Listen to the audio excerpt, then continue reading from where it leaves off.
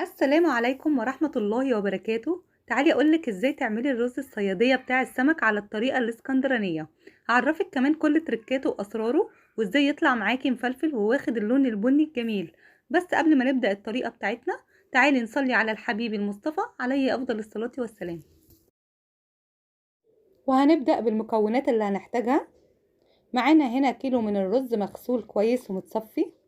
هنحتاج معاه كوبايتين ونص من المية، وهنحتاج معلقة كبيرة زيت، ومعلقة ملح، ومعلقة صغيرة فلفل اسود، وهنحتاج بصلة كبيرة متقطعة قطع صغيرة، وطماطماية كبيرة متقطعة قطع صغيرة. تعالوا نشوفوا هنعمل ايه. معانا هنا حلة على النار هننزل فيها بمعلقة الزيت. اول ما يقدح الزيت معانا هننزل بالبصلة. طبعا هننزل على البصلة بمعلقة فلفل اسود. طبعا الفلفل الاسود ضروري جدا مع البصل على النار، بيعمل ريحة روعة للبصل. طبعا يا بنات انا فضلت ان انا البصل بتاعي يبقى متقطع قطع، بينجح معايا الرز الصيادية جدا. يعني حاولي ان انت تخليه قطع مش مفروم، بجد نتيجته هايلة قوي مع الرز الصيادية. ونقعد طبعا نقلب كده في البصل.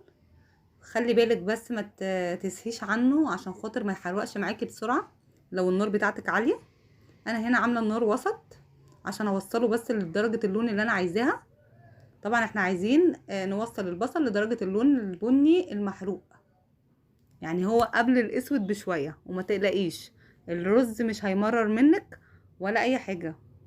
حروقي بس البصلة، يعني قبل الاسود بشوية بني محروق، وعلى ضمانتي الشخصية.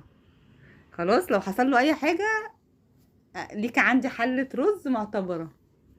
بصوا كده، نقعد نقلب بقى فيه شوية. عايزة اقول لكم احنا بناكل الرز الصيادية دايما مع السمك المقلي، لكن لو سمك مشوي بنعمل جنبه رز ابيض. يعني انا بتكلم عن نفسي برضو، اغلب الاسكندرانية بصراحة زي كده، بس برضو دي اذواق يعني.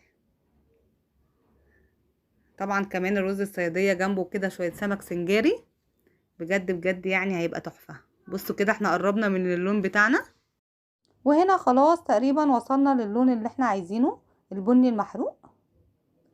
هنبدأ بقى نضيف الطماطم بتاعتنا وهنقلبها كويس مع البصلة. مش عايزة اقول لكم ان الطماطم بتعمل طعم تحفة للرز، وكمان بتديله لون حلو قوي مع البصل. اول ما نحس اللي هي دبلت معانا هننزل بكمية المية بتاعتنا.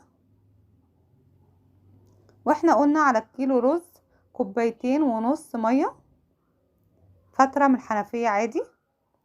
هنضيف معلقة الملح، هنقلب كويس تغلي غلوتين بس كده مع بعض. هنا بعد ما غلت خلاص هنبدأ ننزل الرز بتاعنا المغسول والمتصفي،